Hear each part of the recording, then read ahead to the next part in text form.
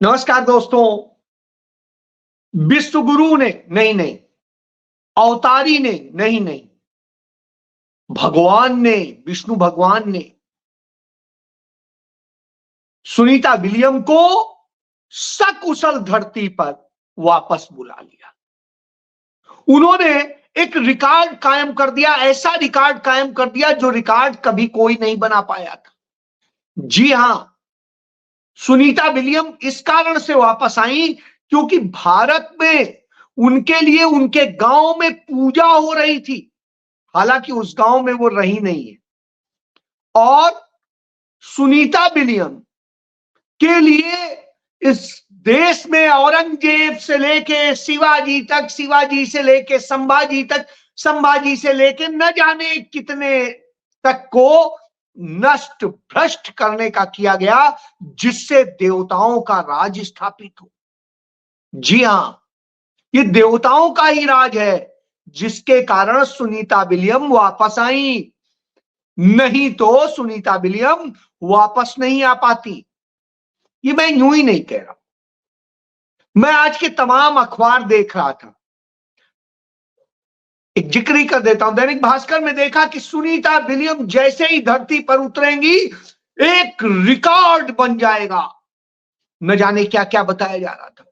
फिर अखबारों ने एक एक पेज का छाप डाला कि नरेंद्र मोदी ने उनके लिए बड़ा प्रयास किया, चिट्ठी लिखी है कि मिलने के लिए, और न जाने कितनी कहानियां बता डाली।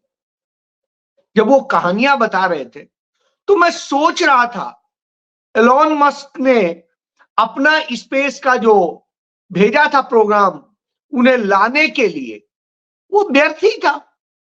नासा की इतनी मेहनत व्यर्थ ही थी। सब फालतू की ज्ञान विज्ञान की बातें कर रहे थे। सबको पहले ही नरेंद्र मोदी के पास आ जाना चाहिए था और कहना चाहिए था, हे प्रभु आप ही तो हो, आप तो सीधे अवतार हो भगवान शिव का। गंगा में खड़े होके आपने बता दिया था आप तो अवतार हो। आपके तमाम सांसद, चुने हुए सांसद, वो भी ब्राह्मण पुरोहित जी उड़ीसा से आते हैं, उन्होंने बता दिया कि आप तो शिवाजी का अवतार हो। और इसी तरीके से आपके राम मंदिर ट्रस्ट के जो प्रमुख कर्ता धर्ता हैं, उन्होंने बता दिया कि मोदी जी तो विष्णु जी का अवतार है। और इसी तरीके से महाराष्ट्र में उनके तमाम लोगों ने इसी तरीके से बताया। एक गोयल साहब ने तो पूरी किताब ही लिख डाली थी कि विष्णु जी का अवतार है। नरेंद्र मोदी खुद काशी विश्वनाथ मंदिर में भगवान शिव के अवतार के रूप में, बिल्कुल शिव के रूप में लेके त्रिशूल और वैसे ही हो करके बिल्कुल उन्होंने बता दिया था कि वो तो असली में शिव के अवतार है। स्वाभाविक सी बात। उधर गुजरात से एक मीडिया बता रहा है कि उनके गांव में पिछले 9 महीने से, सुनीता विलियम के गांव में 9 महीने से तपस्या चल रही थी, पूजा चल रही थी कि सुनीता विलियम सुरक्षित आ जाएं। भाग गई। देख लीजिए, सारी ज्ञान विज्ञान की बातें करने वाले सब फ्रॉड है। देखिए, ज्ञान विज्ञान की बातें करती थी कल्पना चावला, गई थी, मिशन सफल भी हुआ, लौटते वक्त उनका प्लेन क्रैश कर गया और जो उनका कैप्सूल, रॉकेट कैप्सूल जो था वो क्रैश करने से कोलंबिया करके नाम था। तो उसके बाद में अब आप समझ लीजिए, तो ये तो प्रभु की कृपा है कि भारत में ये बैठे हैं, इसलिए ऐसा हुआ। मैं भी सोचूं, वाह भाई गजब है, अब तो मैं सुबह उठ के सिर्फ मोदी जी की पूजा ही किया करूं क्या? वही सबसे अच्छा काम होगा, तभी बचेगी दुनिया। मुझे याद है कोरोना काल में तमाम लोग कहते थे मोदी जी थे तभी बच गए, नहीं तो क्या होता। दुनिया में सबसे ज्यादा जो लोग मरे, 50 लाख 60 लाख करीब लोग मरे। वो कहां मरे, ये WHO कह रहा, 60 लाख लोग भारत में मरे, कोरोना से मरे। कोरोना के बाद में लगाई गई वैक्सीन के साइड इफेक्ट से जितने लोग भारत में मर चुके हैं इतने कहीं नहीं मरे। बावजूद इसके कोई क्या कहेगा? नहीं, कोई चर्चा नहीं करेगा। तो आप इससे समझ लीजिए कि नरेंद्र मोदी कितने बड़े भगवान हैं। तो साहब तमाम भगवान बताते हैं और वो भगवान है। अब इन भगवान के ही समय की एक बात करना, जब भगवान यह बता रहे हैं, सब कुछ कह रहे हैं, तो इत्तेफाक से सुनीता विलियम के जो फुफेरे भाई थे हरेन पांड्या के पिता ने यह सीधे सीधे यह आरोप लगाया था, यह शिकायत दी थी, रिटर्न में शिकायत दी थी कि उनके बेटे को नरेंद्र मोदी ने मरवाया है। वो नरेंद्र मोदी के खिलाफ लगातार बोल रहे थे। वो जिस तरीके से नरेंद्र मोदी उनको टिकट न मिले इसके लिए जाके अस्पताल में भर्ती हो जाते हैं, वो अस्पताल जाकर के नरेंद्र मोदी को खरी खोटी सुना देते हैं और बेइज्जत करते हैं। यही वजह थी कि अहमदाबाद के सबसे लोकप्रिय हरेन पांड्या की हत्या कर दी गई। अब आप समझ गए, बहरहाल उसमें तमाम लोग बरी हो गए, क्योंकि साहब अब आप समझ सकते हैं क्यों बरी हो गए। मुख्यमंत्री कौन था, सरकार किसकी थी, जांच किसकी थी, क्या खेल।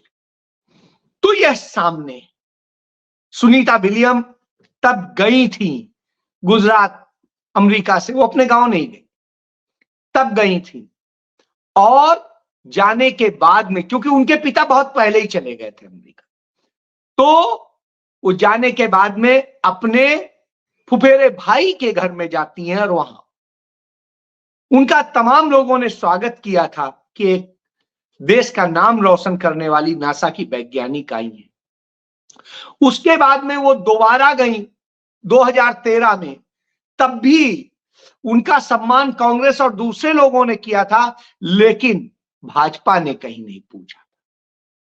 अब वो धरती पर आ नहीं पा रही थी, भारत आई नहीं। नरेंद्र मोदी ने पहले ही अंतरिक्ष में उनके लिए चिट्ठी भेज दी कि आप हमारी अतिथि। अब आप सोच लीजिए, अभी तक उनके बचाने के प्रोग्राम में भारत कहीं नहीं शामिल है, उनको वापस लाने के प्रोग्राम में नहीं शामिल। लेकिन साहब भारत के अखबार हैं, भारत का मीडिया है, जिसे लोग गोदी मीडिया प्यार से कहते हैं, उस गोदी मीडिया में यही कहा जा रहा है, रिकॉर्ड बन गया। अब मैं इसी रिकॉर्ड पे एक बात कर लेता हूं। क्या सुनीता विलियम पहली अंतरिक्ष यात्री हैं जो 286 दिन अंतरिक्ष में रही? 7 दिन के प्रोग्राम के लिए गई थी? नहीं, उनसे ज्यादा 371 दिन भी लोग रहे हैं, 333 दिन भी रहे और भी रहे। तो इससे आप समझ सकते हैं कि तमाम ऐसे हैं जो 5 महीने से लेके पूरे साल से भी अधिक वक्त अंतरिक्ष में रहे, जबकि वो गए कम प्रोजेक्ट के लिए थे, रहना उन्हें ज्यादा पड़ गया क्योंकि कोई ना कोई टेक्निकल कारण से वो फंस गए।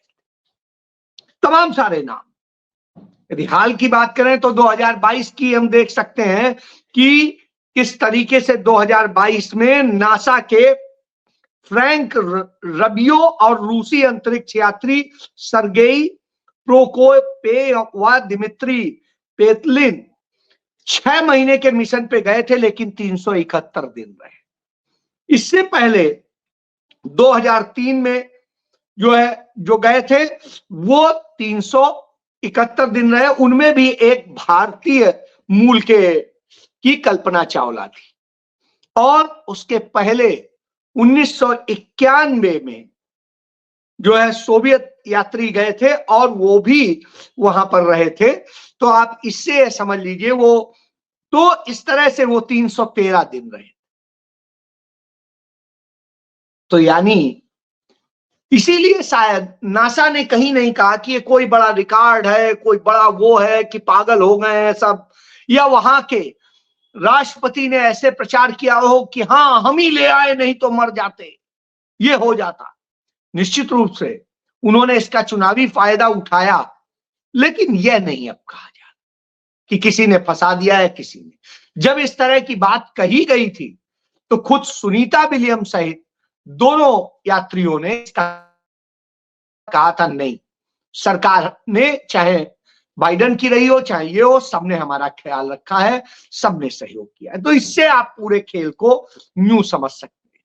हालांकि इस बार ट्रंप ने इसीलिए यह खेल किया कि नासा की टीम को न भेज करके इस बार एलन मस्क की टीम को भेजा, जिससे क्रेडिट हम ले सके, उसका पेमेंट उसको एलन मस्क को किया जाए, तो एलन मस्क को लाभ दिया जा रहा है ये खेल।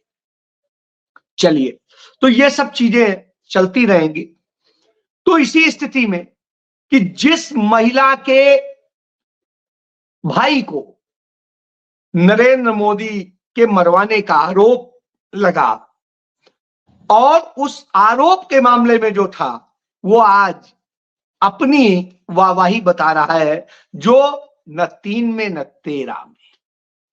अब आ जाता हूं दूसरा कुछ कह रहे हैं कि देखिए जब से मुगलों और सब पे ये किया गया, ये दैत्य थे, ये असुर थे, तो इसके कारण से अब जो है प्रभु खुश है और इसलिए सुनीता विलियम आ गई। और जब ये इस तरह के खेल करते हैं तो आपने देख ही लिया कि इस तरह से दंगे फसाद सारी चीजें होती और ये कराने वाले, तो उसमें पुलिस ने करीब 5 दर्जन लोग गिरफ्तार किए। अब 5 दर्जन लोग गिरफ्तार किए हैं, इसमें एक सबसे बड़ी बात, वो लोग जिनके खिलाफ नामजद FIR दर्ज है, जिन्होंने कुरान शरीफ से जुड़ा हुआ और दूसरे धर्म से जुड़े हुए कई चीजें जलाई, उस मामले में 8 लोगों ने पुलिस के पास पहुंच के बड़े सम्मान के साथ सरेंडर कर दिया। साहब, उन्हें प्रोटेक्शन कौन दे रहा है कि उन्हें कुछ नहीं होगा, आप जाइए बस सरेंडर कर दीजिए, बाद में हम आपको बचा देंगे, जैसे तमाम केसेस में बचा दिया जाता है। हरेन पांड्या में भी बचाए गए। तो इस तरह से खेल किए जाते हैं, तो वो खेल भी चल रहे हैं और नफरत का खेल चल रहा है। जब ये सारे खेल चल रहे हैं तो औरंगजेब के इस विवाद में जो सारी स्थितियां खड़ी हो गई हैं वो ये हो गई हैं कि खुलदाबाद वो निर्जन जगह हुआ करती थी जहां पर औरंगजेब ने अपनी कब्र के लिए कहा था हमें यहीं करना, और उसके लिए 13 रुपया पहले से वो अपनी कमाई के छोड़ के गया था कि इससे हमारे लिए हमारी कब्र बनाना, अतिरिक्त न पैसा लगाना न कुछ करना। तो 13 रुपए में बनी। बहरहाल अब खुलदाबाद के लोग परेशान, वहां हिंदू भी हैं मुसलमान भी हैं, और खुलदाबाद के लोगों की समस्या ये है कि आप यह विवाद करके जिस तरह का खेल कर रहे हो, इससे सबसे बड़ी समस्या ये हो गई है, हम इसके बाद यदि ये कब्र खत्म हो गई तो खाएंगे क्या? रोजगार आप दे नहीं सकते, कुछ कर नहीं सकते, क्योंकि इसी से हमारा रोजी रोजगार चलता है, घर चलता है, जो लोग औरंगजेब की मजार पर आते हैं। अब आप समझ लीजिए, जैसे सैयद सलार मसूद गाजी की जो मेला लगा करता था, सालों साल से लगता था, वो मेला नहीं लगेगा, मत लगाइए। उससे नुकसान किसका है? उससे तमाम हिंदू व्यापारियों का जो माल होता था वहां खपता था, और तमाम सारे मुस्लिम समुदाय के और दूसरे समुदाय के लोग वहां मेले में जाते थे, खरीदारी करते, दूर दूर से आते थे लोग, मेला लगाते।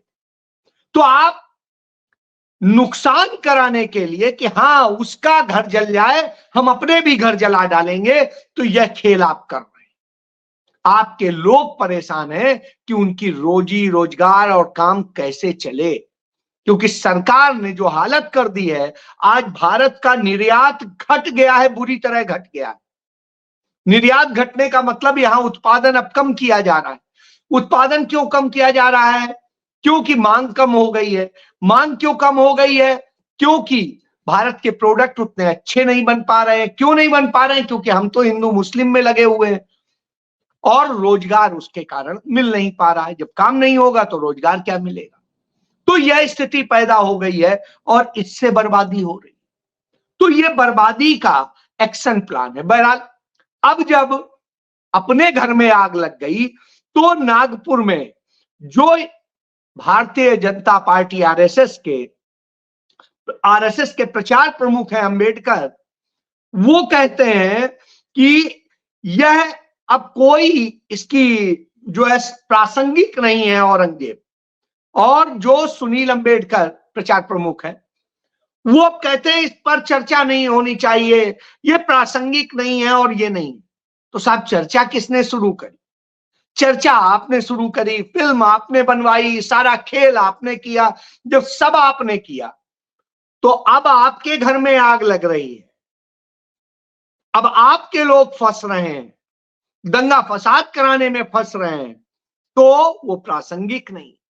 यही इनका हिंदुत्व है कि हम चयन करेंगे, और इनका यह चयन इनकी जाति से मेल खाता है।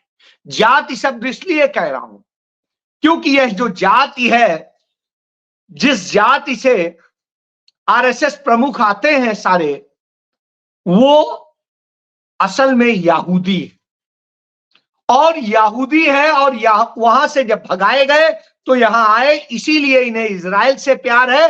और इसीलिए ये जो फिलिस्तीन सदैव भारत का साथ देता रहा, उसके लिए हर बुरे वक्त में साथ दिया, उसके लिए बुरा सोचते हैं। लगातार वहां जब लोग मरते हैं, गाजा पर इजराइल हमला करता है तो ये खुशियां मनाते हैं। यह इनका चरित्र है, इससे आप समझ सकते हैं। तो ये अवतारियों का जो राज है उसमें आपको यही देखना पड़ेगा, क्योंकि बनाया तो आपने। कुछ भी ये कह दे, यकीन करना गणेश को दूध पिलाना से लेके सब कुछ आप ही ने किया है। तो इस देश की इस बर्बादी के लिए आप जिम्मेदार हैं, कोई और नहीं।